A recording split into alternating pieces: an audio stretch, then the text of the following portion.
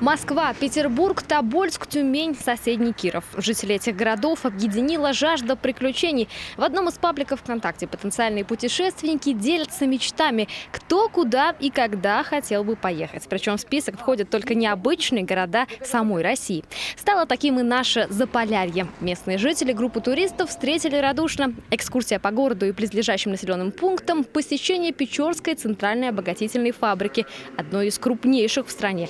А еще каждый гость смог увидеть, как работает шахта. Не настоящая, а учебная, но впечатление от этого не меньше. Воркута – город, известный всем. Многие знают его как шахтерский город. И тем более в последние годы многие люди уезжают из Воркуты. И такого вот, может быть, запустения, как в некоторых частях города, редко где увидишь. Только в Припяти, может быть, в каких-то таких местах. И вот это тоже отчасти привлекает людей. Ну и побывать в Заполярье, увидеть тундру, попробовать оленину. Или, допустим, познакомиться с полярными волками, байкерами. Это тоже интересно. Насыщенная программа рассчитана на 4 дня, причем график плотный. Вдохновиться гости успели и белыми северными ночами, и водопадами, и сталинской архитектурой города, местами очень похожего на улицы Петербурга. А еще, признались туристы, привлекла малолюдность. Очень мало людей на улицах, что необычно, потому что я из Москвы, там всегда много людей. Вот. Ну, мы были еще за городом тоже, в тундре. Видели зайцев, других животных. Тоже необычно для жителей мегаполиса. К слову, для Евгении поездка оказалась символичной. Ее дедушка всю жизнь работал шахтером, а потому визит в добывающий город был обязательным пунктом в списке путешественника. Наблюдают за похождениями единомышленников и другие участники интернет-сообщества «Неизвестная Россия». А это почти 55 тысяч человек. Каждый день экспедиция отправляет фотоотчет о том, что уже успела посетить в заполярном городе.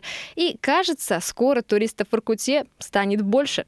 Идет второй день путешествия неизвестной России по Заполярью. Сегодня наши резиденты побывали там, куда Макар телят не гонял. В поселке Хальмер-Ю и на одноименной реке. Прям обитаемый остров какой-то там у них. Завидую тут в Питере.